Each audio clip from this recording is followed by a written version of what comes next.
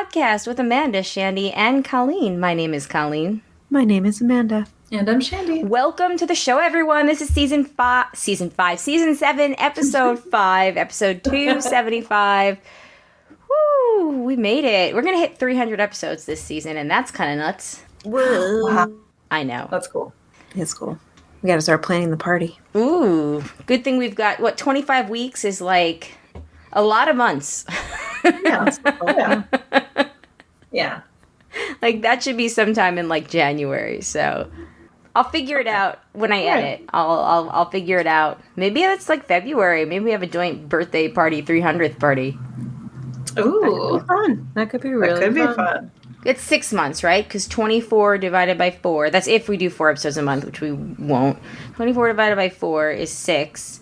So then 6 months from now, yeah, so that puts us sometime in February. Cool. All right, let's do it. Good times. Mark your calendars, folks. Pencil us in, if you will. Save the dates to follow. Yeah. Anyway, this is our episode where we are going to talk about a book that Matt Loves TV has been asking us, bugging us even, urging us, gently nudging us to read for several years since it came out in 2018. And the movie, we decided several months ago to read the book and see the movie, which just came out, and that is Where the Crawdad Sings.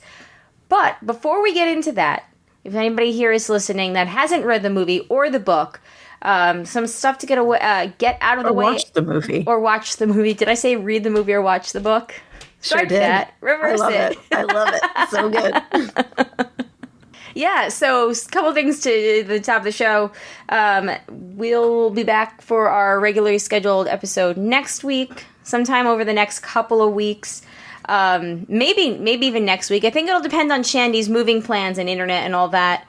I will have the bloopers episode out, and then I believe next month on, is it September 4th, I want to say? Oh, September 6th. On Tuesday, September 6th, we'll be talking about Russian Doll Season 2. That will be our thematic episode of then. I'm going to rewatch the first season and the second season. I am super excited for this. Yay. Yeah. And it's like a digestible binge. And I feel like there's been so much time since the first and second season. I feel like a proper rewatch is in order, for sure. It was 2019. Like, a whole pandemic happened. Right. It's like 2019 feels like 18 years ago at this point. It does. It does. That doesn't seem right. I know. Wow. I had this moment last night where I was laying in bed, and I was just weirdly brought back to, because we were watching the new, just for something to do, like, as we were winding down, the new Fixer Upper, and it was an episode from, like, I guess maybe it was filmed in, like, 2020 or 2021, and there's a scene where, like, you know, they go into a store to look at things for one of the houses, and, you know, they're wearing masks, and I was like, oh, yeah, like, there was a time where they would have had to do that in order to film, and it just kind of brought me back to that early March 2020, April 2020, where we had, like, Tiger King and Fetch the Bolt Cutters came out then, and I don't just, like, everything that just, you know, just all the game nights we did, like, I don't know, I just had this moment where I was brought back, and I had that weird, like, eerie feeling as I was falling asleep. Yeah. Yeah. Bit of, like, weird nostalgia. It is. I don't know if it's quite nostalgia for me at this point, though. Like, I don't know if I'm quite there yet. Like, I still feel, and I've been working on a blog post for over a year, actually, about this. I don't know, like, how just dramatically affected I saw myself become by everything that happened in 2020, and, like, how I didn't really even realize it until I stopped to reflect last year. Mm-hmm. You know, when all that stuff was going down with my old job. And now here I am, 2 jobs later. Jesus. Yeah. It's like some days the past 2.5 years feels like one sort of slightly longer year. And sometimes it just feels like a lifetime. Yeah. Very strange. I will say with the reference to Tiger King, I do feel like we've come a little bit full circle with what we're going to be discussing today. There's a bit of a feel. Yeah. We'll get into that. Yeah, we're going to get into it. Mm-hmm. Yeah. I have to say, like, we were, like, it was, I didn't know about the controversy until a couple of weeks ago before the movie came out and all the articles reran about it. And I was like, oh, I don't know. So that also kind of influenced my decision to not read it on the plane, like was my plan. I was like, I'd rather just watch the Delta TV. It did, though. It didn't, like... and then, just catching up on everything. And I'm sorry, we will talk more about this in a minute because I know there are people that are listening now that have no interest in hearing us talk about it, and they're probably going to want to turn it off. But anyway, real quick before you guys tune us out, Shandy, any move updates? I'm moving in on Friday. Woohoo! We're still waiting for the... yeah. Oh, I got keys last week. And that also feels like... Yeah, you did. I was like, was it really just a couple days ago? Yeah. I got keys. I did a load of laundry there because I'm still at the hotel. But the other day I was like, well, I could do a load of laundry at the hotel and pay for it, or I could do a load of laundry at my house. Yeah. How did that feel? It was great. It was really wonderful. Did you just leave it there so, then in like a laundry basket and be like, I'll be back to put you in the drawer later, just like every other home member. Back to the hotel unless you needed those clothes for the next couple of days. Yeah, it was stuff. I've been wearing the same 5 things for the past almost 2 months because I didn't I don't have all my stuff, and then most of the stuff that I do have is too hot for here. So yeah. That's the Just tough thing about changing climates. Oh my God, it's miserably hot. Yeah. But so I have the keys. Got to go to Raleigh at the end of last week. Got to meet up with Colleen. Yeah. It feels like we've recorded between then, but we haven't. No, it was but Amanda, just a few days ago. Amanda joined us via FaceTime for lunch. I was there too, kind of. Until she realized, why aren't you guys talking to me through the headphones? And we're like, what? We can't hear you. Right. Oh, you guys didn't hear me? Cool. I can't hear you either. Can you repeat that? Still didn't hear me? Okay. We got there, though. That counts. We got there. We have a much better plan for the next time with the Amanda cutout. That's going to happen. You know me. I'm going to do it. I'm going to do it. Popsicle stick, a base. But tongue depressor. We decided. Tongue depressor. Yeah. That's right. It's a little sturdier. Yeah. So everything's good. I can't remember if I mentioned. Well, no, I wouldn't have mentioned it because it hadn't have happened yet. Last time I recorded, the AC. There's something wrong with the air conditioning, and it happened literally the day before we closed. Oh, no. And so, but I'm glad it didn't happen the day after. So they had to get a part. It's been ordered. They're paying to get it fixed and everything. But so right now there's no AC in the house. So that's the one caveat is hopefully that will get here in the next day because the movers are coming on Friday. I hope you own some box fans. Oh, do not. You do not need fans in Monterey. It is perpetually cold. So well, I mean, we have ceiling fans. So there's that. Yeah, you can get them pretty cheap. In the meanwhile. So we'll see. But that's the update. So next time we record, I should be in my house. Woohoo! Awesome. So excited. Yeah. Yay! How about you, Amanda? It looks like you had a fun weekend at the beach. Yeah, my brother and sister-in-law were here to visit us. It was warm here, so we decided to take them down to the Rockaways, which I think is the best beach in the city. It's a national park, interesting enough. Oh, nice. Yeah, which I think I sort of knew it was some kind of park, but I thought it was a state park. It is a national park, so that's cool. Nice. So it was really fun. It was nice to kind of show them around the neighborhood. I feel like when they have come to visit us in the past, we haven't really been able to take them out and about because, we either had an infant or the weather was not good or, So it was nice to actually be able to like not just have them hang around in our tiny cramped apartment the neighborhood that we love so much. Yeah, it was a really nice visit. Awesome. Nice. Trying to think. Oh, my children, Zachary had his physical today, his annual physical. So I also made an appointment at the same time for Alex to get his first COVID vaccine. He got Moderna. Nice. He gets his second one in a month. And then when I was there, the doctor was like, "Do you want to get Zachary a booster at the same time?" And I was like, "Well, I didn't make an appointment." She's like, "That's fine."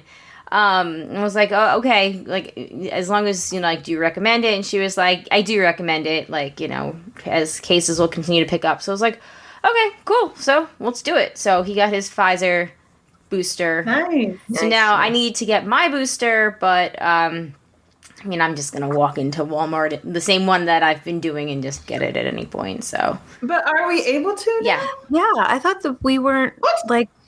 Oh, yeah, that's news to me. I thought we still were not in a group that was. I believe, at least here now, for real, I believe that we can get it. Interesting. So I will have to look into this. That's cool. Yeah. So there we go. All right. I guess now's the point where we talk about the book and the movie. Correction on what I said earlier. I looked up the review. It actually said it was a Nicholas Sparks novel crossed with To Kill a Mockingbird, which is a much more apt description. Yeah, that's more accurate. Yeah, super accurate. Because I feel like I did, and perhaps it's problematic for me, but I did not hate The Help. I never read it. I read it. Yeah. I don't remember not liking it. Yeah. But that's not so much my kind of book. Like, I like the murder mysteries and the thrillers books in general. So to read that was just, you know, outside of the type of book I usually read. But I don't remember disliking it. So I don't know. It wasn't a different time. That's a stupid thing. I also remember it like not being as problematic, and perhaps that's just like, you know, my blind spots and my whiteness showing. But yeah. I feel like there were more blatant problems with this book than The Help. But that's not what we're here to talk about. I think the overall issue is both books romanticize a Jim Crow era that really doesn't need to be romanticized, because, and that's you know, a major issue. You know, like the not that there were plantations here, but like, you know, that like grand plantation era that, you know, white women love to write about, which maybe we could just stop writing about that unless it's more historically accurate. Fair. And we could also stop turning them into, you know, bestsellers. Yeah, that's a let people write them if that's, you know, that you do you, but we don't have to devour them as a society. Yes, exactly. Agreed. Especially, do we want to bring up the controversy first, or do we want to just talk about the book, then the movie, then the controversy? I feel like we should. Yeah. Sorry, go ahead, Shandy. I spoke over you. No, you're fine. It like my experience was sort of like distinct in that going into the book, I literally had zero idea what it was about. And so then I read it and I watched the movie, and then I heard about all of the crazy stuff connected to the authors. And like, there are problems unconnected to the controversy, but like, yeah, for me, it was a separate experience, and it does kind of like ruin how I look back on it. But there are things that I liked about it, you know, when I read the book. There are problems, but there are also things that I really liked about it. What did you like about it? Yeah. Because you read you read the book before you knew anything. Amanda and I kind of read it in reverse. I was about halfway through. I knew there was controversy, but I didn't know to the extent of it till after I had finished. And I also didn't finish the book before I went to see the movie. So like I also have this like a very odd timeline of how I built my story. But I also think that we should discuss it book, movie, controversy, because if we start with the controversy, we will never get to the other two. Exactly. I agree. Okay, so book. So the things that I liked, I I like the device of like flipping around different times. Same. Yes, in a the book. only I issue find that is fun. the only issue that I had with that was until they started the whole like titty play part. It was really boring in the past, but more exciting in the present, like the murder mystery part. Yeah. Like we finally got 130 pages in, and I was like, "Yes, there's something exciting happening." It was a little slow in the beginning. I will say though that part in the movie I felt like was a little bit rushed, so maybe a happy medium. Well, they played it down too because it's inherently yeah. problematic that like a 19-year-old was, because she was like, Oh 15. well, that was not even mentioned. I mean, like her childhood. So I think. Because it's very expensive and time-consuming to shoot with children. So I'm sure they were just like, how quickly can we get this? And I think they actually, interesting. To their credit, I think they did a really good job in the movie of condensing and just showing us the important stuff from her childhood. I agree. Yeah. I agree. And I like that they did a very good job of sort of evening out the story. Like, I like that we sort of took some of the middle part of the book and moved it to the front of the movie. I think that helped even out some of the yes, because the slowness of the beginning of the book. Yeah, and the film kind of rectified it. Right. Like, I see why the book was structured that way, and that's fine for a novel, but you needed that for the movie to draw people in for sure. Sorry, Shandy, she's sorry. Yes, right. Book first.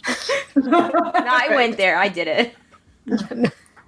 No, so I like the way it was written, like that structure in a book. I think is fun and interesting, and I think it worked well. And then I like the sort of mystery itself. I did like how there's a couple of times where you think it's one of the guys in her life, but you know that it couldn't be because they would never let if Tate had actually been the one to kill Chase, he would never have let Kaya, which in my head I was always saying Kia, he would never have let her go to prison and potentially see the fall. Right. So that just made no sense. It's like that obviously it wasn't any of the men in her life, but then of course there's a little bit of doubt put into the writing. But I have to say I loved the fact that in the end it was her, and I love that you find it out right at the end, and I love that she's already dead. And of course now that takes on a whole different feel knowing what we know about the author, and that as this question always of can you separate the art from the artist, and I usually traditionally I've taken a hard no to that. With J.K. Rowling, it got a little bit more complex as I found a way to still enjoy Harry Potter and disavow the author. But then it's well, am I just doing that because I like those books? It's easier for me to separate the art from the artist when the artist is Woody Allen, because I don't like his movies anyway. Yeah. No, that's absolutely real. I find myself often feeling the very same way. That it's easier to just turn it off when you weren't attached to the material. Right. Yeah, for sure. So that's kind of where I'm at with this. Of course, there are other problems with the book, and we can talk about that, and that's all legitimate. But I did I'm a sucker for she the righteous killing. I don't actually endorse violence basically almost ever. I'm not saying that people should go out and that it's justifiable to kill people, but in a fictional world, I think it's great. Well, they actually did a good job setting up why she would do that, where she understood, she learned that her mother was beaten so much that it caused her to break mentally, that she was never going to live in fear like that again. So she, took out a potential long-time abuser before he could take her out. Yeah. I mean, because I think a lot of interesting conversations could be opened up from the book about domestic violence and sexual assault and things like that. So yeah, I liked that we got to see the inner workings of those dynamics. But yeah, now then I read about the controversies, and I feel a little bit weird.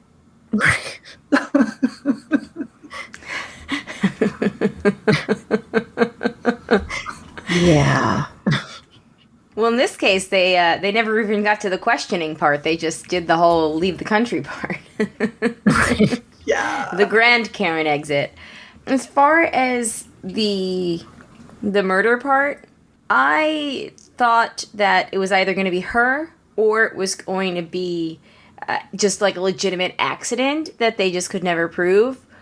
But I actually took specific notice that both the book and the movie never actually, it's very careful to never have Kaya deny it. Like, I didn't kill him or say anything like that. So, like, it's never brought up, not even alluded to. Like, it's just, which I was like, that is, in a way, like, kind of gives away the deal, and it can be considered like a first-time mystery novelist kind of mistake, where that's like the weakest part, where you could kind of suss it out that way. But, like, you know, again, I was not to say I'm fine with killing people, but, like, you know, good on her. I guess she stood up for herself. So. Yeah, maybe the closest they came to that was when her lawyer was saying, like, maybe she should take a plea deal, and she was like, I will never say anything that admits any guilt. No, she said, I will never say anything that will beg for my life. In the book, I think she says it a little bit differently, no? Maybe. I thought she said that, like, she says something like, I will never say anything that implies guilt, or I can't remember how exactly it's phrased. Yeah, no, I don't. Okay. And now, of course, I have the problem with the skipping around in the timeline is that I have no idea where to look, actually, in the book. Right. Yeah. True. And it's like, I knew I wasn't going to keep the book, so I didn't mark it up either. Yes. I would have, like, underlined things that I'm like, I'm going to drop this off in the Free Little Library tomorrow, probably. However, we went down today to drop off a box of other books, because Jay's aunt gave me these original, like, Nancy Drew books, like the hardcover yellow ones from when she was a kid. Yeah. So on Sunday, I, like, rearranged the bookshelf, and I got rid of even, like, more books and whatnot. So I brought them all down with Zach today, and I noticed there was, like, a big old hardcover copy of Where the Crawdad Sings in there, and I was like, damn it, why didn't I check this before I bought the book? Oh, no. That's true. I feel like in book swaps for, like, the next 15 years, you're gonna see several copies of this book. It's going to be like the Da Vinci Code of our time. Oh my God. Yeah, well, speaking of, the Lost Symbol was also in there. Yeah. Like, you know, like, there are these, like, flash pan books where they just are, like, of their moment, and then we all realize that it was, like, some fever dream. Yep. And then it gets rid of the book. Yep. But yeah, to go back to the ultimate, like, whodunit of it all, you know, I agree. I think it was most satisfying that she did it. It was the most satisfying because they did a very good job of setting it up that there was, when you really went back and thought about it, there was no other alternative that would have been any more satisfying. Yeah. Mm-hmm. You know, like, yeah, all its faults aside, the story was crafted in a way that, like, you understood why the actions were taken, and it felt earned. Yes. Yeah. Yeah. It would have been so terrible if it was, like, one of the men in her life protecting her. Like, that would have been just... Yeah. Right. It's like all those red herrings. It's like, oh, God, don't let it be one of these guys. I'm going to hate this book. Like, oh, that would just be such a crappy way to write this story. Right? Like, and I could... please let this be a red herring. I could see, like, her coming back with, like, some publisher notes being like, you know, change it so that she went to confront him and then he backed into the thing because she went to grab for the necklace or something like that. And I'm glad that didn't happen because, again, I think that her doing it was probably the most satisfying, even. Like, yeah. Definitely. And that it wasn't really, it's just like the last sentence at the very end, and it's not, there's no epilogue explaining, like, how I did it. There's no, like, 19 years later. Right. It just hangs there.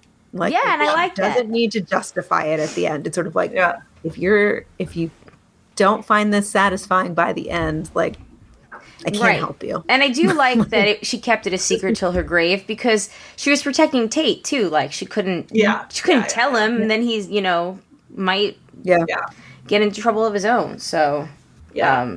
I will say also, because I had no idea anything about it going into it, I was like pleasantly surprised that it took place in North Carolina, which I just recently started calling my home. Yeah. So that was kind of fun. I think Colleen has some things to say about Oh my too, God. The controversy about the geography in this book is 100% like spot on, because it drove me nuts that they were like, let's just go to Asheville for a day and like make it sound like it was, like an hour away. Motherfucker, Asheville is like an 8-hour drive from where she lives. It's a 4.5-hour drive from where I live. I did notice that too. Just like so many there,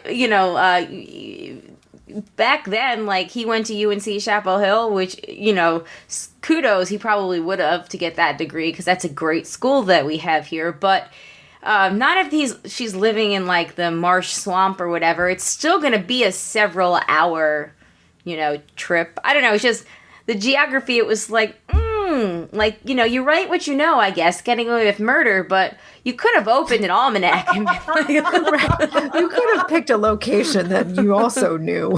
Right? Or a book, like it's a map book, like Google Maps even. You could just held that open while you were writing this book. Or maybe just go there and maybe live there for a year and just see what it's like while you're writing the book. Yeah, there you go. Drive around, test it out. One comment I saw about, I know we're talking about the movie, but so the marsh in the movie looked totally different than I pictured it in my mind. Isn't it Louisiana? It's it's Louisiana marsh. Yeah, that's exactly it. I saw it in the credits, and I was like, oh. Yeah. So that's why it looked different than how it was described. Yeah. Yeah. I did have to wonder, with her cabin on the beach, what happens in hurricane season?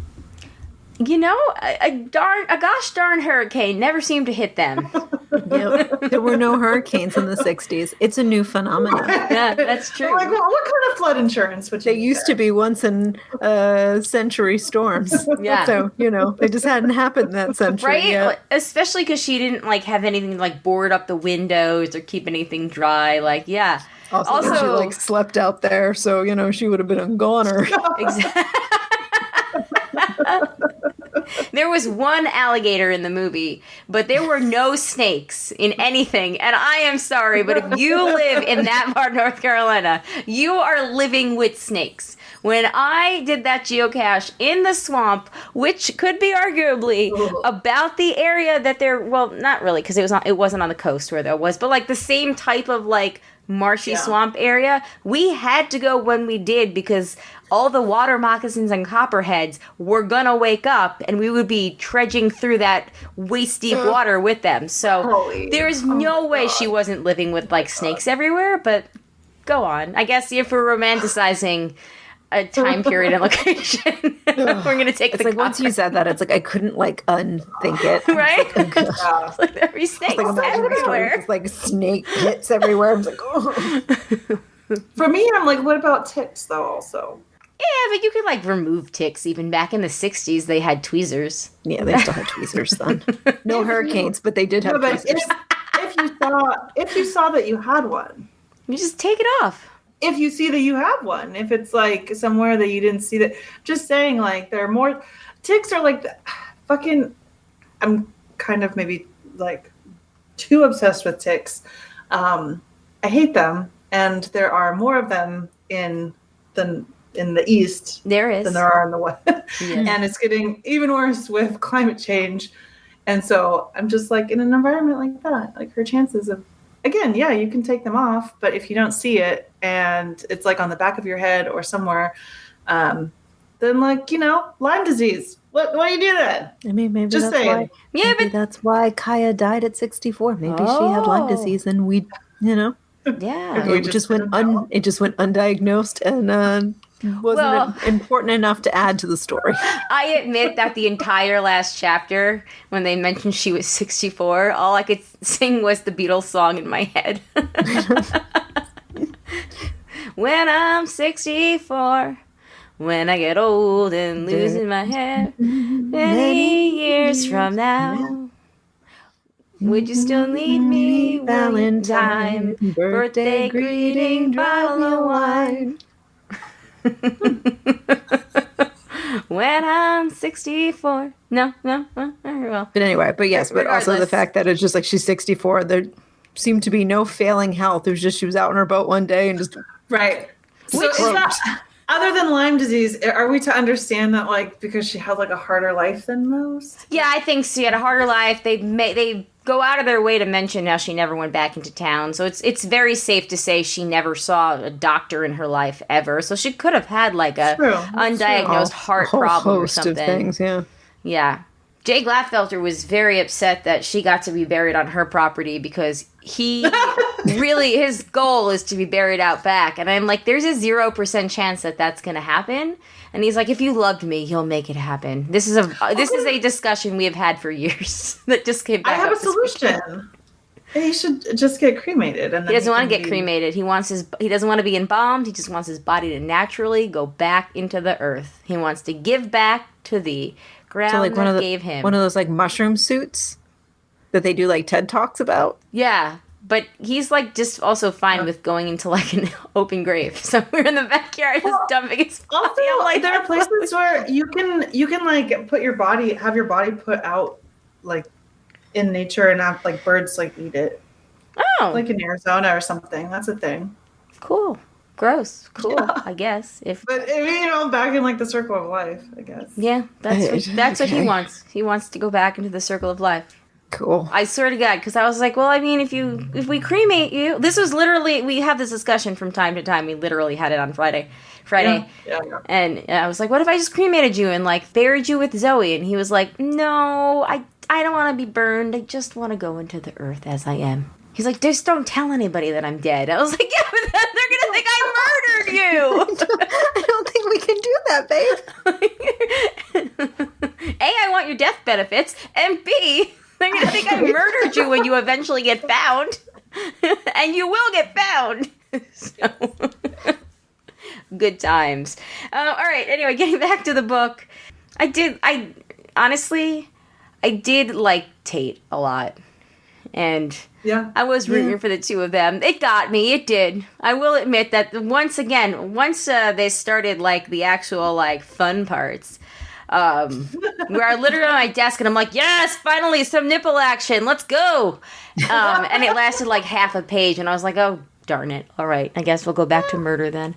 It's not really a sexy book. It's not. Or he's like, oh no, I can't have sex with you. You're so young. AKA, you're a minor. Right. Yeah. Well, also he had that conversation with his dad about getting her pregnant and like ruining both their lives. Yeah. So it was cool that she wrote such a socially aware, woke dude back then. So long as he's white. Right. But yeah, so Tate, and then I didn't hate that Chase was complicated. Like obviously he was a bad dude. Mm-hmm. But it seemed like he genuinely liked her at some level because he wore the shell necklace all the time. And why would you wear that all the time and not just when you're around her? So yeah, like he wasn't like full on big bad. Right. And I like that he was a complicated antagonist. But is that also sort of like a prize, Oh, that's a good point. All I can sing is Goodbye Earl in my head now. See, I had my own soundtrack for this book when I was reading it. Because Chase had to die, na na na na na na. Shandy's looking at me funny. It's a Dixie Chicks song. It's a very famous Dixie Chicks song from back when we were in high school, actually. Yeah. Read it. Listen to it. You would like it. It's super fun. It's a song. It is. It's a fun song. I would. Yeah. Speaking of high school, though, Chase kind of like not like reminded me of guys in high school, but like I could feel like I knew him, and it's funny because we just had our 20-year high school reunion. Yeah. Right? Like all of us, right? Which is crazy. Mine's still coming up. Mine's on August 20th, and I'm not going to be able to go, but that's okay. Okay. Mine's like in September sometime. Yeah. Oh, okay. Mine was like a few weeks ago, and obviously I didn't go, but I always feel like it was the same for the 10. Like, if I'm in town, I'll go. I'm not going to buy a plane ticket for it, though. Mm-hmm. And but I saw some of the pictures on Facebook, and it was like literally, it was like just like 20 of like the cool kids in high school who were like all friends with each other, and then they all went to the reunion. Like that, those were the pictures. It was like those same 20 kids. It's just like who probably see each other every day anyway. And, some of them might be chases. Some maybe not. I shouldn't judge, well, my whole thing, I would have gone if I was there. There's some people I want to see, but for the most part, I keep up with everybody on Facebook. And honestly, most of the people that are going, I had to like block or unfriend during the pandemic anyway. So I feel like I'm good. Yeah, I think I still need to know who's going, because there are people that like I keep up with on Facebook, but it's not the same as like seeing them in person. Right, and, exactly. Having a conversation with them in person, which I would much prefer. But like if they aren't going, like I don't want to go. Exactly. Like I said, they're like my friend Brian, my best friend from high school. He's going. He's one of the planners. And there's some other people that I would love to catch up with in person, but I don't know if I'd like to catch up with them while I'm also listening to, like, their Democrats are eating children on the end. Vaccines are a waste of your privacy, blah, blah, blah, out of the other ear. I feel like... yeah. I had a lot of I didn't go to high school on Long Island, so... Yeah. There was a decent amount of QAnon and plandemic going on back in 2020. There's this one girl... I went to high school. I think I told this story before, but there's this one girl from high school, woman now. I swear that when she was like going full QAnon, I swear that I unfollowed her, and then when she popped back up after like the 60 days, I just unfriended her.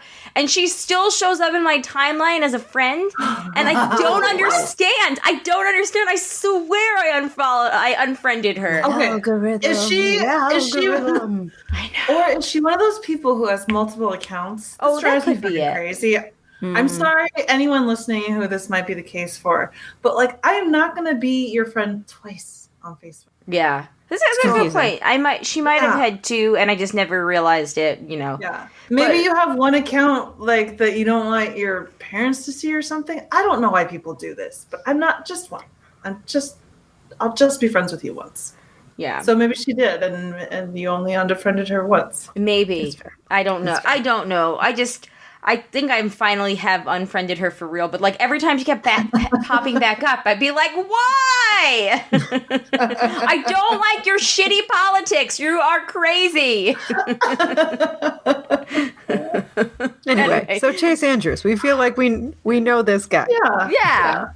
Yeah. Wouldn't talk to him at a reunion, but cool. Yeah, he's pretty tropey. Yes. Yeah. Well, I think all the characters were very tropey. And that is part of the, I would say, critique that I had with the story, is that, they're all very stereotypical.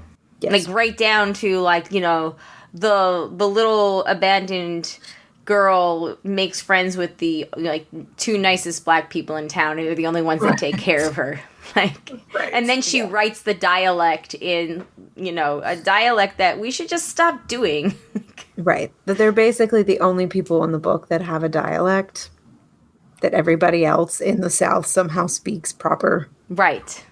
When they're all supposed to. English. Yeah. Except for when she says liquor. Oh, yes. Likker or whatever it was. Right. Just one K short of. I thought that too. Can I just say also, from what I read from, I think the article that you sent, Amanda, they seem to be living, or maybe not they, because I guess the author and her husband are no longer married, whatever. But I saw mention of North Idaho and a compound. So red flag number 1 is compound.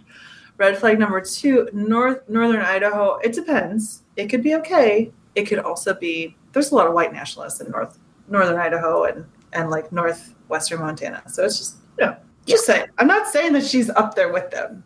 I'm just saying. But if you read the full article, like she seems to have tendencies. She seems to have tendencies. Went to Africa to save the animals, but there were these pesky people that were already living there. Right. So, but she's one of the good guys. Yeah. It's also crazy to me. Okay, we'll talk about that at the end, the controversy at the end. Yes. Any last thoughts on the book? Overall, I think that if there wasn't such a controversy over it, I would have been like, okay, entertaining book after, 134, and but I'm still gonna give it to the free little library. But now, I just, I'm kind of like, eh. Same. It's like a book I didn't hate reading, and had I known about the controversies beforehand, I first of all just wouldn't have read the book. But like this would have, had I not known, like if I continued in a world where I didn't know of these controversies, like this would have been a book I read once, left on my shelf, and like just never read again. But it just sat on my shelf out of sheer laziness. But now I feel like I'd need to get rid of it. Mm-hmm.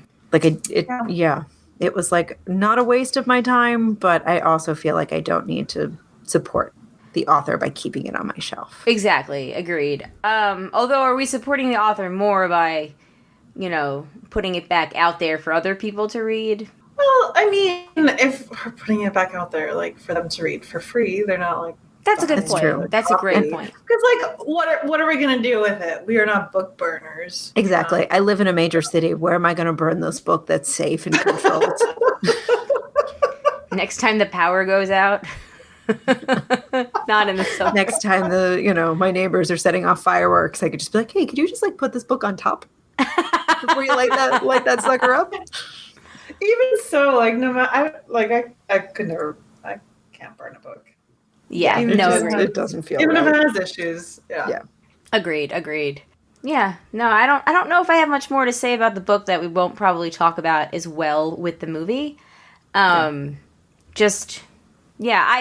I loved that we did a reading assignment for one of these, because I actually, I would 100% read another book to do one of these if anybody has any suggestions. Let's do it. Yeah, Broadcast Book Club. We're really making a thing this time. Yeah, give us a couple of months though to read it. Please do your research before you suggest it. No more, maybe murders. No more, this is why we can't have nice things. Yeah. I just want to be able to read something and feel good about what I read, and also the time I spent reading it. Yes. Agreed. Not that, but again, I really did enjoy having like the excuse to read a book, because I need that in my life. Yeah. I have a book we can... Ooh, what book? Ooh, okay.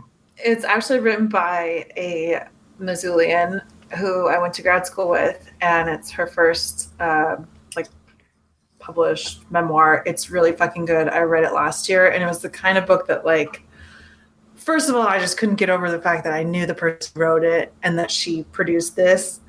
It was so beautifully written, and you just don't want to finish it. And I really would not mind reading it again. And if we could, plug a, as of right now, lesser known author. And I feel like it's very up the broadcast theme wheel, like it's up our alley. It is called Inside Passage. Okay. By Kima Waterfield. Okay.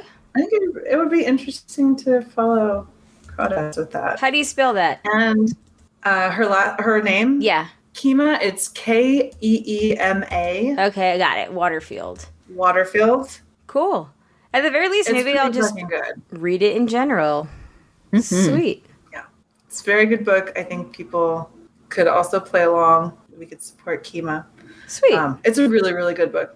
Everybody go check that book out. Inside Passage by Kima Waterfield. I will put the link in the show notes. I will put a link, but, you can buy it from your preferred vendor in general. But cool. Thank you, Shandy Pants. Mm-hmm. Yeah. Okay, moving on to the movie. Are we? I think we've covered enough of the book. We can talk about the movie now. I think so too. Because I think also what makes this conversation interesting is that we can compare and contrast the story, the same story told in two mediums. Yeah, I think that most of the time I dislike when movies take liberties with books, and they didn't really do that here. Like, just kind of took a story, all the parts were still there. Mm-hmm. And just brought it back to, made it more, the media that it was presented in, palatable, for lack of a better word. Yeah.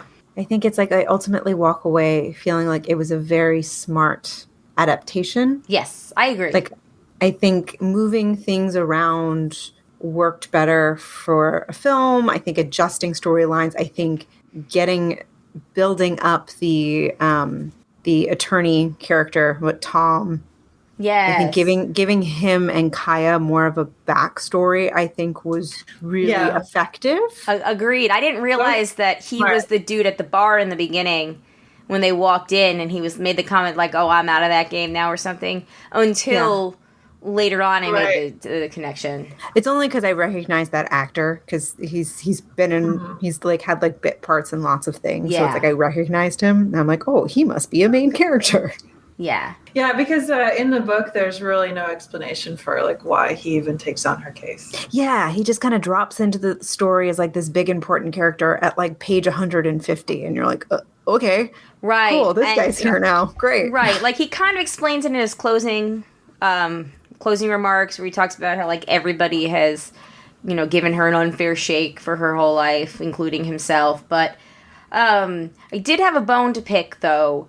I wanted more like of the courtroom stuff, because in the book it's very like My Cousin Vinny, where he's like, no self-respecting Southerner uses instant grits. Like there was moments like that in the book that were not in the movie, and I felt really sad that they cut those out, because I thought those were great. Yeah, and I don't know if it's a matter of like the fear with that and sort of using My Cousin Vinny as the example is like, is it hard to keep that dramatic? And do some movies are so serious they need those moments of levity to like, and I don't necessarily think that this movie was one of those cases where like you needed moments of levity. Like I think it would have pulled you too far away from intended drama. But just because I read it like My Cousin Vinny doesn't mean it had to be portrayed that way.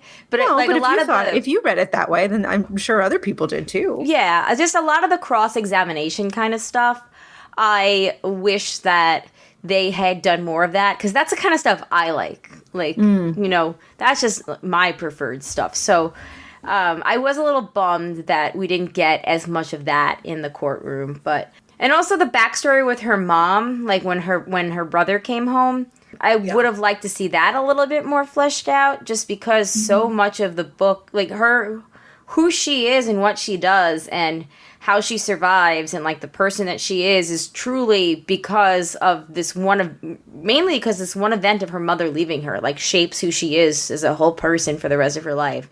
Which, side note, I sobbed hysterically at the end of the movie when they added the part with her like mom taking her home. Like, Ma! I thought that was actually like one of the most effective like off-book things, because like there is kind of that moment in the book where she sort of says goodbye to her mom, but then she continues to live for another 5 pages. Right. So I thought that was really like, it made more sense to do it that way than the way the book does it. Yeah, like I was good until that point, but I'm always a sucker whenever, somebody's on the other side, like waiting to take you home. And I'm like, yeah.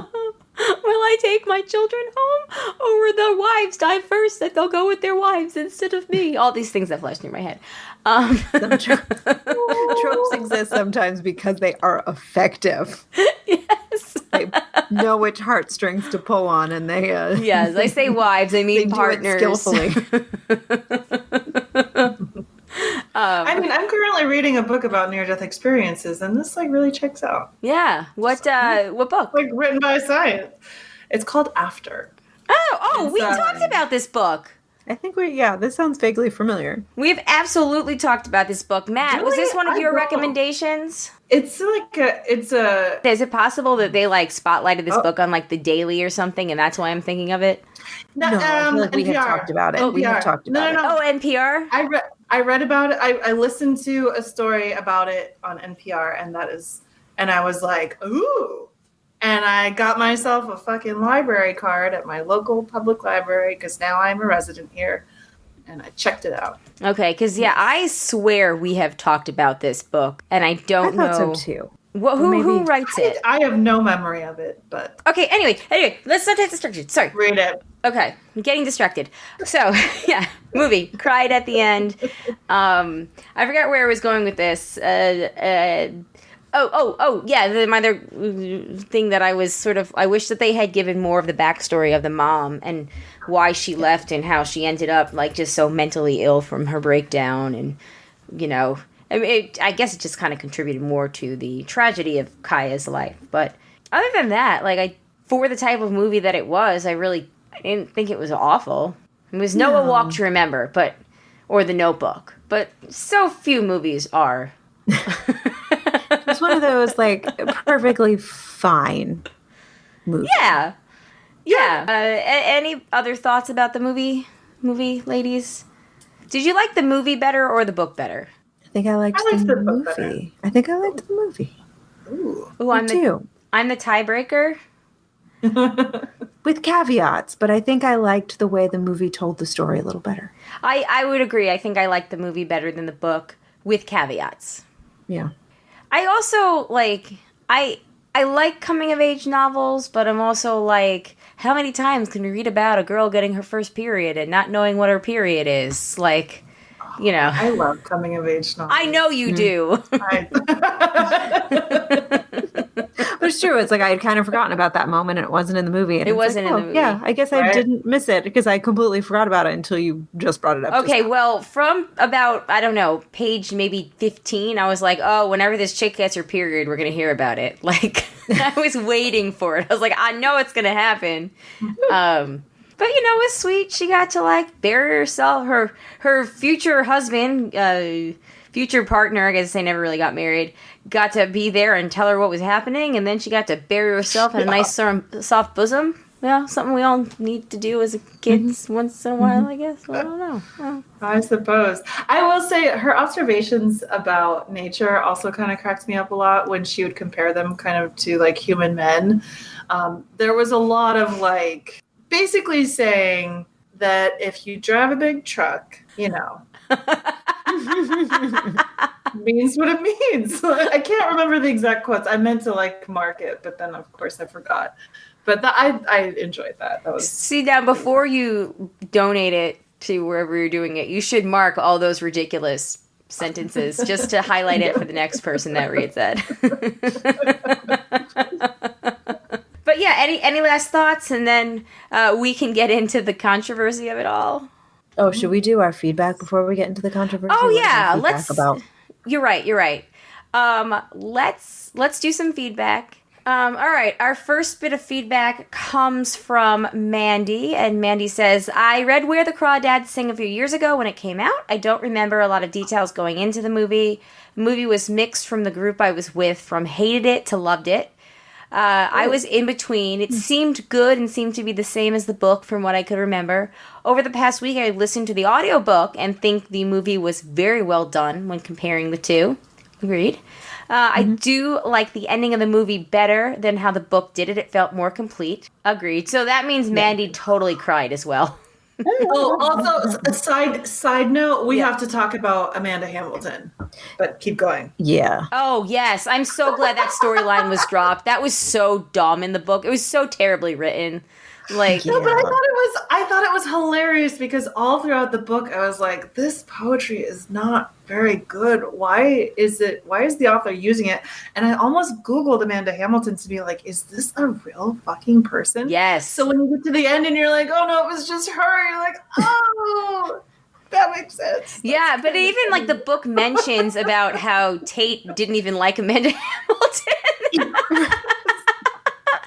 But I kind of loved that she was just like this very amateur poet, and that's what was going on. She just needs to express herself. Yeah, I appreciate the express, but that was definitely a storyline that I felt did not need to be in the movie. Yeah, it's just convoluted.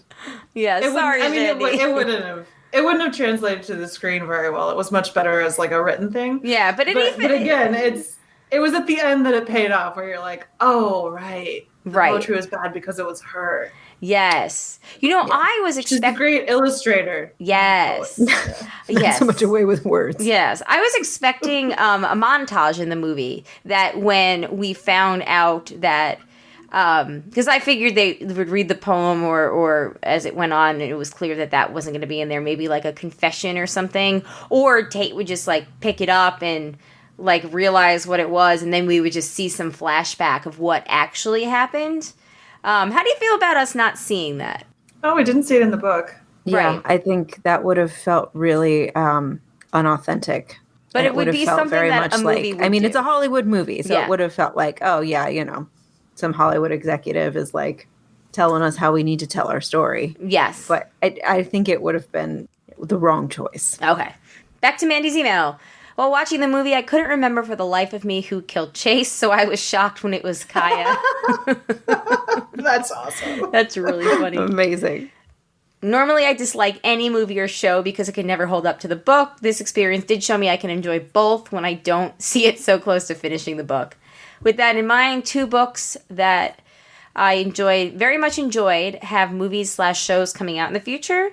The first one is The Last Thing He Told Me, which has been picked up to be produced by Hello Sunshine and Reese Witherspoon, coming to Apple TV as a miniseries. And then the next one is It Ends With Us by Colleen Hoover, who has also, which has also been picked up to be made into a movie. This Colleen Hoover chick is all over my Instagrams. All of a sudden, I feel like everyone. I don't know if I'm just noticing because there's very rarely other Colleens in the world, but in the celebrity sphere or whatever. But I keep seeing her everywhere. I feel like everyone I know read one of her books or all of her books this season. Huh. I have not seen that name or either of those names or titles before. Yeah, me either. Well, I will look into.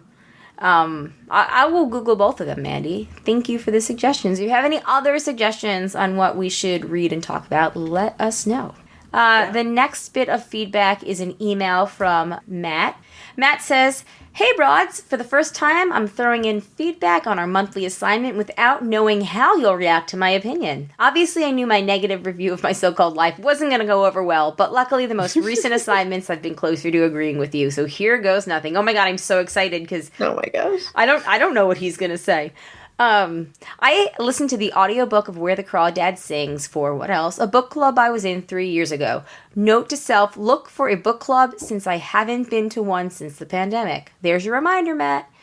Anyway, I remember liking it quite a bit. It has been a part of my broadcast book club. See the show notes. Yes, it has been. We talked about this earlier in the show. List in Goodreads. My recollection isn't going to be as fresh, so I can't get too much into that, but I liked the murder mystery and thought the nature writing was quite good, even if the final twist feels tacked on to the point where I wonder what Delia Owens was going for. Flash forward 3 years, and a highly anticipated film has hit theaters, mostly landing with a dull thud among the bigger spectacle blockbusters and poor reviews. It was right as the film debuted that the news blew up with stories of Delia Owens and her ex-husband's time in Africa, where her husband allegedly ran a shoot-to-kill policy against poachers, and her son also allegedly murdered a poacher. On top of that, other reports of their racist beliefs towards Africans didn't make things better. It doesn't help that the writer-director, highest-profile producer, and big soundtrack singer are all blonde white women. It certainly skews the way we see them portray the only high-profile characters of color, Mabel and Heaviside Jumpin'. Ultimately, despite this controversy, that itself could make a compelling film, we get this largely faithful adaptation, which is kind of boring. Interesting. I saw this in the middle of the day and was struggling at times to stay awake. I never felt her connection to nature like in the book, the escape she feels in the swamp that appealed to so many people, especially during the pandemic where looking for escape was a national pastime. I also agree with its critics that the tone isn't consistent from the flashback storyline to the present courtroom scenes, although I think David Stratham does a good job as her lawyer. I didn't hate the film. I see while the critics bashed it, audiences have been kinder. However, it's kind of hard to watch this without thinking it is somewhat connected to the real-life controversy. It's really the only way the final twist where Bernard from Lost finds out she was actually guilty all along makes any sense. Otherwise, it seems like a weird endorsement of ostracizing the outsider or the kind of twist they would do in a scary movie.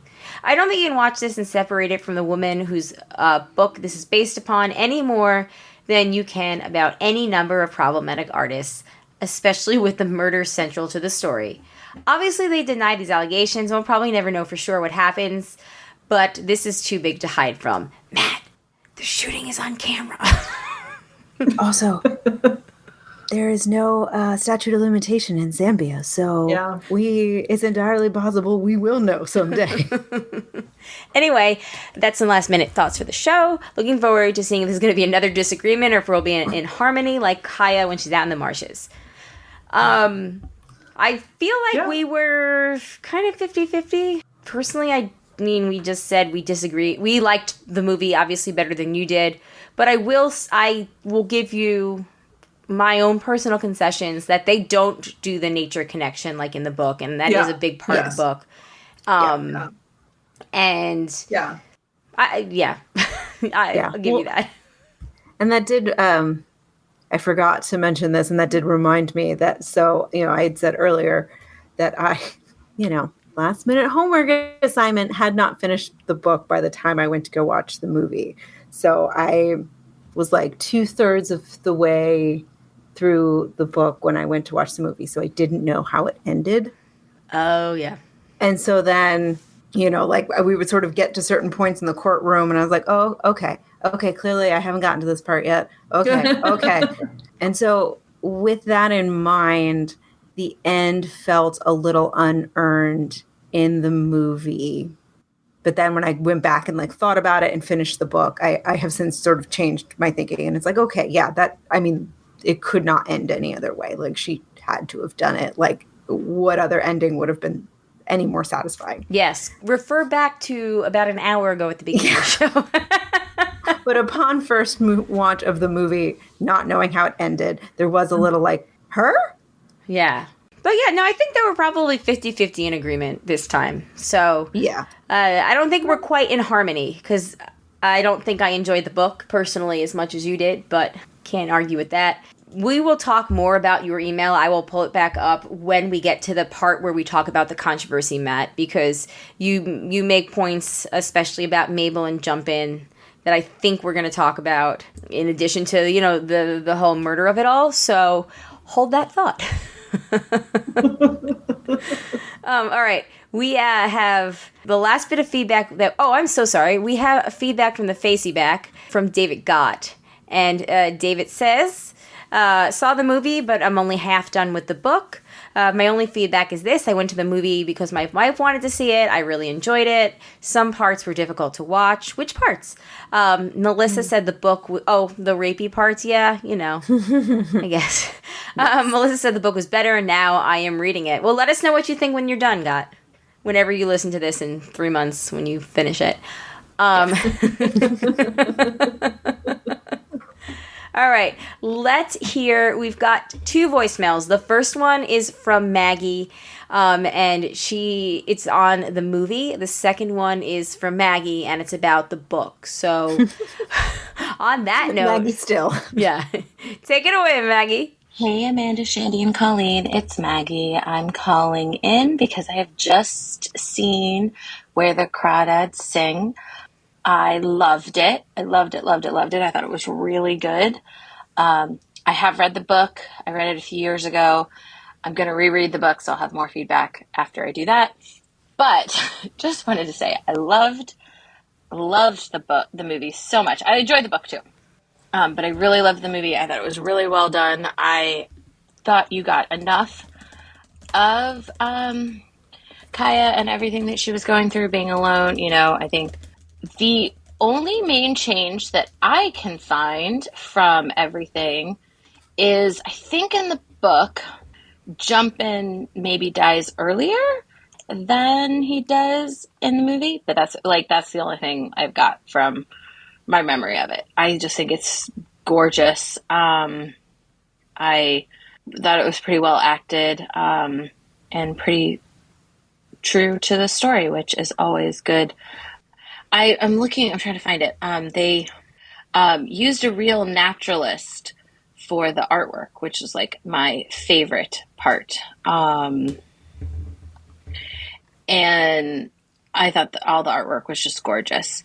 I was trying to look for that on IMDb, and I should have looked it up before I started calling you, but I did not. But yeah, I really, really liked it. I thought it was beautiful.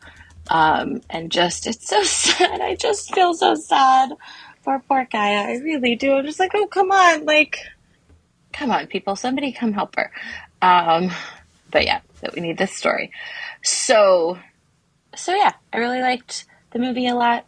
I can't wait to hear what you ladies think, and I will call back when I have read the book again and can remember more about it. But I remember really liking it. So, all right, I'll talk to you soon. Bye-bye. All right. Cut to 10 days later. 2 weeks later. 2 weeks later. We Also, got this. Maggie, I hope we didn't break your heart with our with our tepid reviews. Well, let's hear what Maggie had to say about the book. Here we go. Yeah. Like I said, 2 weeks later. Here we go. Hey Amanda, Shandy, and Colleen. It's Maggie calling in with my, what's the book feedback? I forgot the name of it. Where the Crawdad Sings feedback. I reread the book, finished it in just about a day. I had read it before. It was good the second time, and I was mainly trying to watch for what changes had been made, and there weren't a whole lot of them. I'm sure there will be something that you guys have come up with that I didn't notice too many very slight little things. And so, yeah, it's just, I'm really excited to hear you ladies talk about it. I feel like it's a really good book, and I loved the movie, as I said, in my movie feedback. And that's all I got. And I'm excited to hear you guys talk about it. I'll talk to you soon. Bye-bye! Bye-bye. Bye-bye. So, I don't think that Jumpin died earlier in the book. He didn't. I think she was maybe thinking about Tate's dad, who dies, and that's like one of the red herring moments when it's right after the trial, and the police like come like out on the water and come to get him, and Kaya's like, oh shit, what the fuck is going on? And then it turns out that it's because his dad like had passed away or had a heart attack or something. Yes. And that's cut out of the movie altogether. Yes, which is fine. I mean, Well, and I think in the book they don't really allude to how much time has elapsed, like when Jumpin dies, whereas like the movie clearly like puts their thumb on it and ages all the characters considerably. Yes. Because they mainly show the passage of time when they're sitting in the boat with the gray hair, and then, Bernard from Lost comes on. Yeah. Well, thank you, Maggie. I hope you, like I said, I hope we didn't, devastate you with our... Yeah. Or offend you, rather, with our tepid review. Everyone is entitled to their opinions. That's the great thing about literature and art. Yes. All right, let's take a quick break, and then we'll finish up talking about the controversy, and then we will get out of here. So we'll be right back. All right, we're back, and we are ready to talk about the controversy a little bit more. We've already alluded to it. Amanda, you did a lot of reading on it. Do you want to... I mean, Matt's email kind of covered it, but do you want to further elaborate on the actual real-world controversies surrounding Delia Owens and her ex-husband? Sure. And by doing a lot of reading, I think I just hit the jackpot and read the correct article. Fair enough. You Google controversy and all sorts of things pop up, but what I happened to land on was a good synopsis. It's an article from The Atlantic by a journalist named Jeffrey Goldberg, who's actually been following the story of Delia Owens and her family for some time.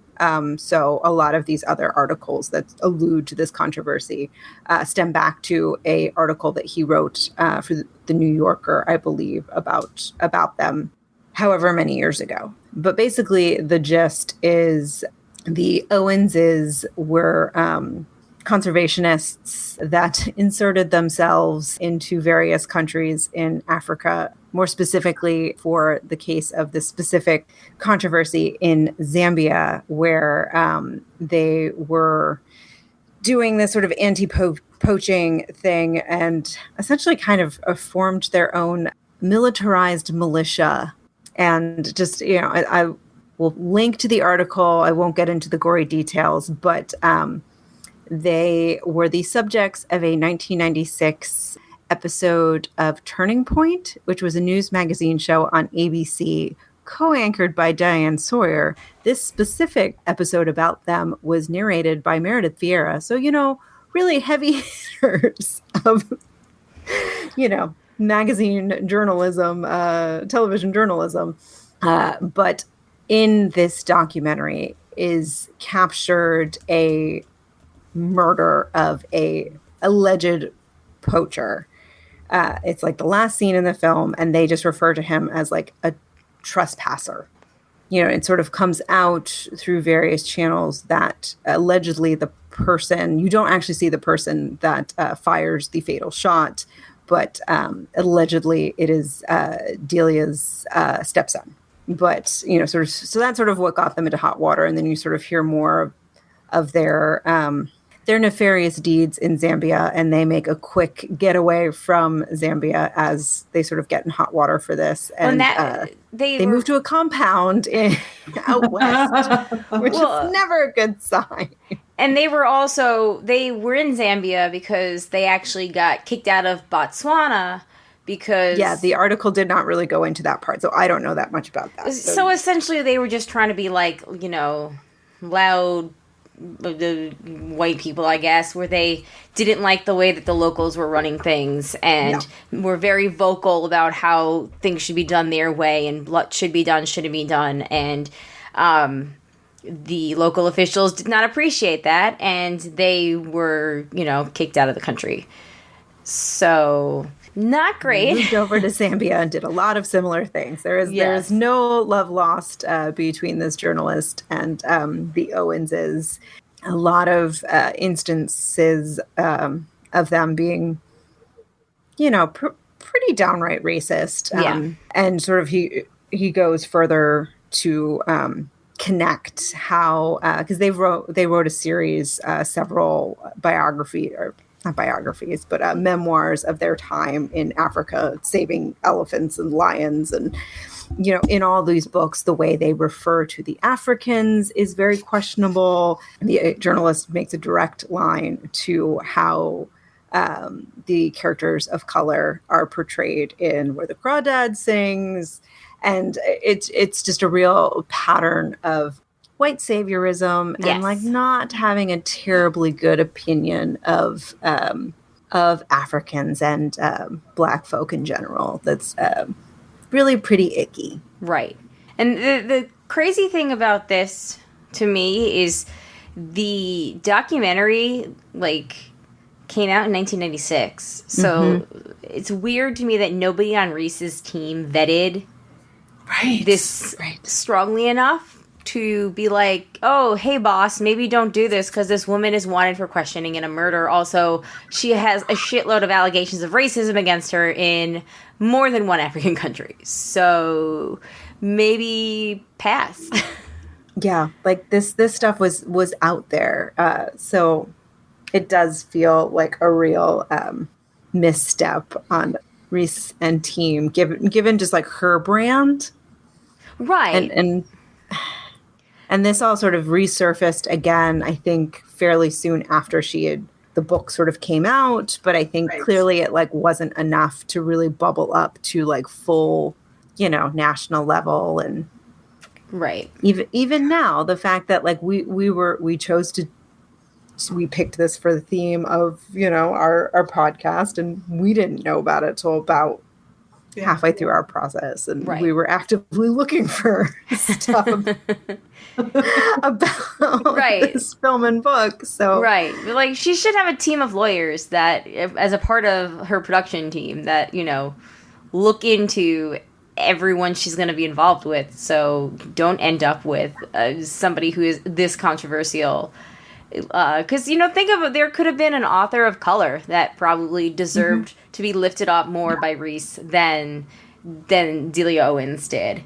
And there were a bunch of threads that I was skimming through when we were on Twitter when I was coming back from San Diego and near the airport.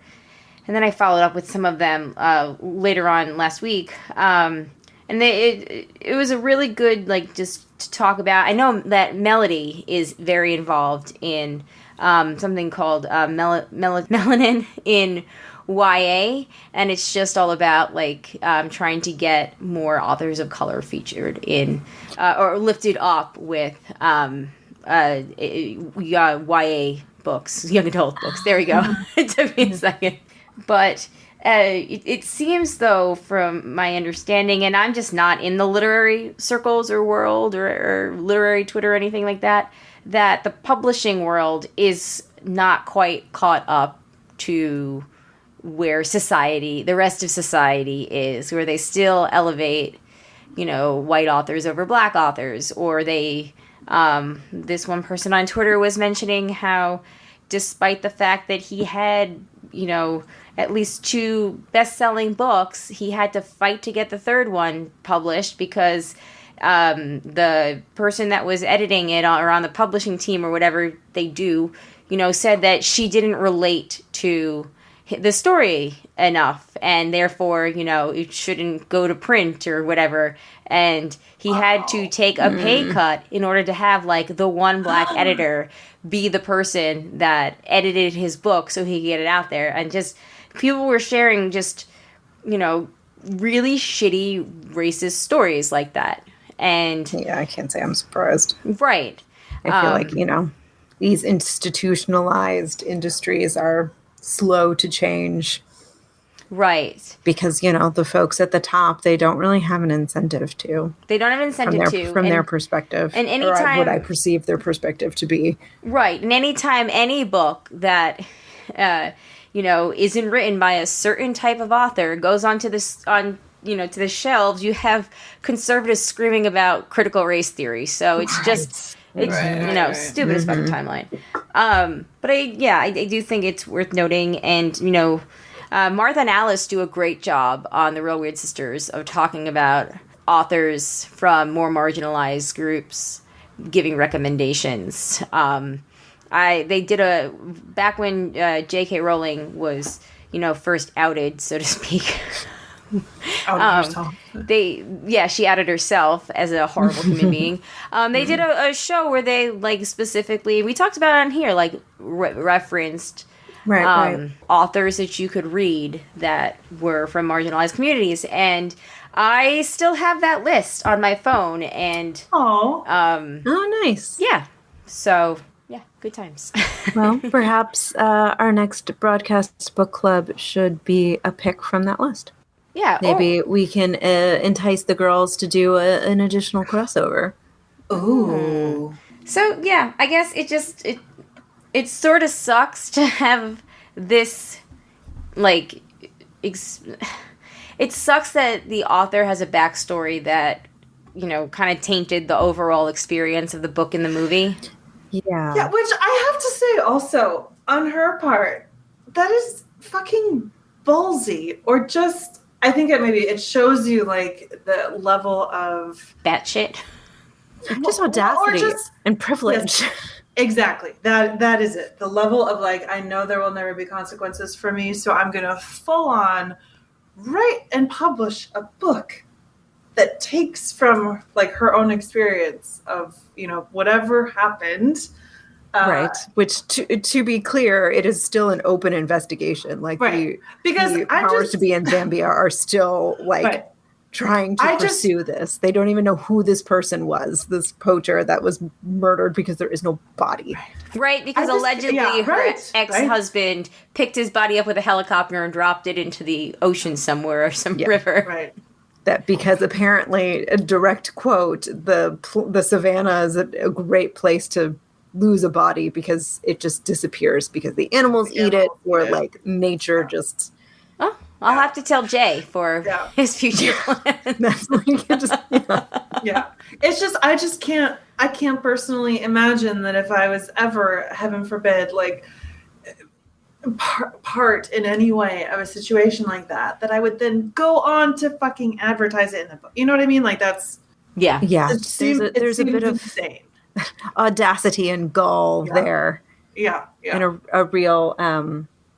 Well, obviously, they thought that they are morally superior, and I think that's what that shows. That is absolutely it. That they very much.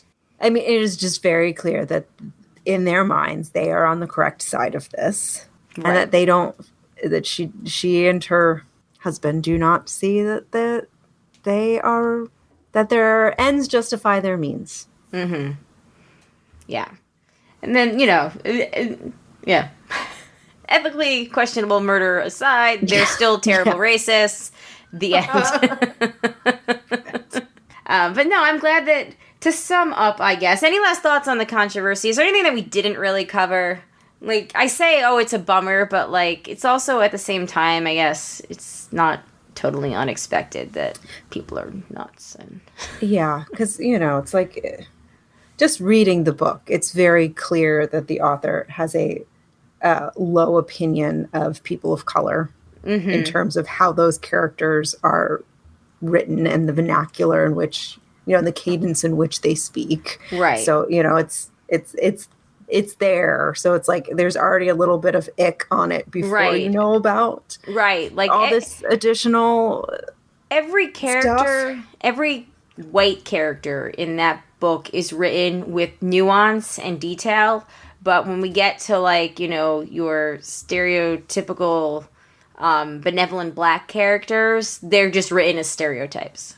Yeah, like particularly the officer in the jail that was like bringing Kaya her food. Like those pages were really hard to read. Like the way that character was written as just like a really terrible, like minstrel stereotype. Just it made me feel really gross reading those pages. Yeah. So it's like to then know that was just the tip of the iceberg is a little bit. Yeah. Is disappointing seems like too weak a word, but just like sad. Yeah. Yeah. Also, why the jump in? She couldn't have given like an actual name. Like, right. I mean, he got a name in the movie. They mention his name in the movie once. I believe it was in the courtroom scene. It was like James or like something where it was James Madison. It was James Madison. You could connect like how, but even that's pretty racist too. That like is the stereotype that black people name their children after famous slave owning white people. Yes, like that is also a trope. So like, what the hell, guys? Right. Like, damned if you do, damned if you don't. Like, we just can't get away from this. I know. Clearly, there was no DEI consultant on the movie either. No. Yeah. All right. Any last thoughts before we wrap it up for today? The Master She Said and any other feedback, we're going to save that till next week. Thank you all for listening. We appreciate it. We would love to hear what you have to say about the movie or the book, or the controversy, if in feedback to what we have, or if you hadn't sent it in and you still want to. Obviously, we love feedback. On September 6th, we'll be doing Russian Doll Season 2, and I'm sure we'll talk about Season 1 again as well, because I plan on rewatching it. I think we're going to have to. I think we have to catch ourselves up. We got to catch the people up. We got to, get our minds right to really enjoy Season 2. Yeah. I am really excited, though. And if anybody, bonus points if anybody watches Flight Attendant and wants to talk about that too. I need to get to that. Yeah, I still got to do Only Murders in the Building. Oh, I'm way behind. I'm so behind, guys. I'm behind on all the TV. No, but that's a great place to be with Only Murders, because that means that you have a lot that you can watch in a row. This whole watching one episode a week. It's torture. Oh my gosh, it's like back in the day, like what TV used to be. Also, TV still is. TV still exists, people. Yeah. I know. It's just so good, though. I just love it so much. Yeah, I know. I love it too. I love their world and watching them, and it's just, yeah, that is a good use of stereotypes, ladies and gentlemen, because it's parody. Yeah. And parody is when you do stereotypes. Yes, right. that is the avenue to really explore those stereotypes.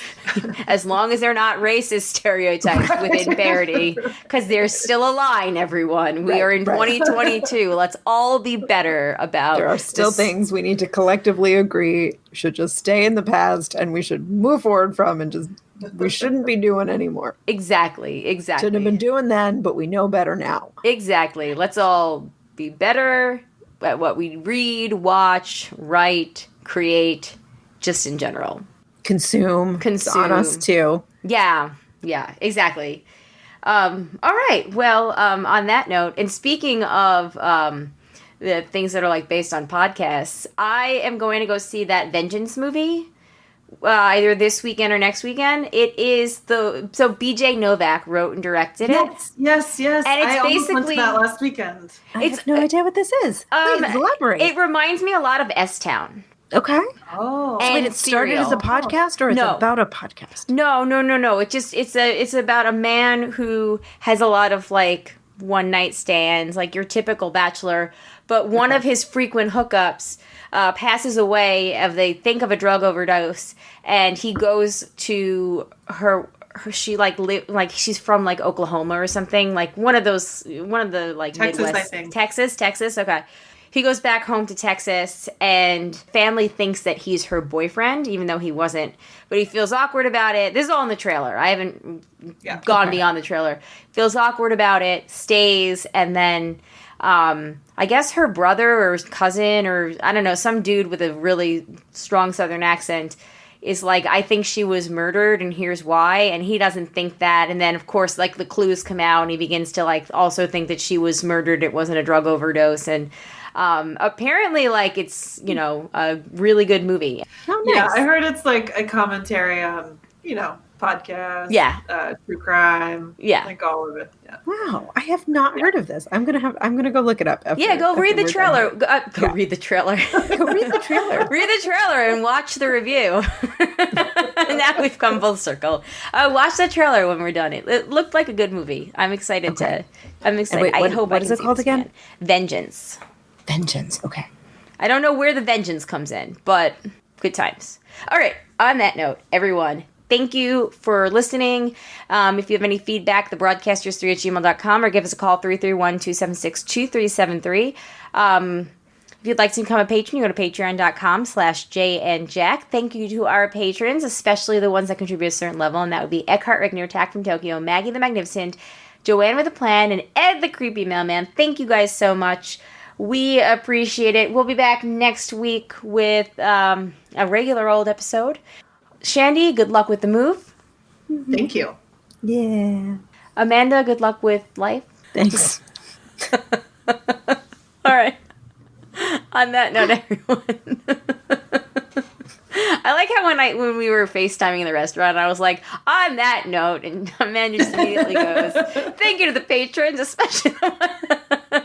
It was funny. It was fun. Oh my God. I'm so excited to make this cut out. Anyway, Shandy, Jay wants to know when the next time we're all going to hang out. Like, he's like, when do we get to go to their place? And I was like, I don't know. Let them move in first. Very soon. Very soon. And then I was like, and you're not being buried in their backyard, so don't even ask. Wait till you see the backyard before you decide if you want to be left there. It's small, but cute. Yeah. We'll see. But all right. Yeah. On that note, everyone, thank you and goodbye. My name is Colleen. My name is Amanda. And I'm Shandy. Peace out, everybody. Bye. Bye.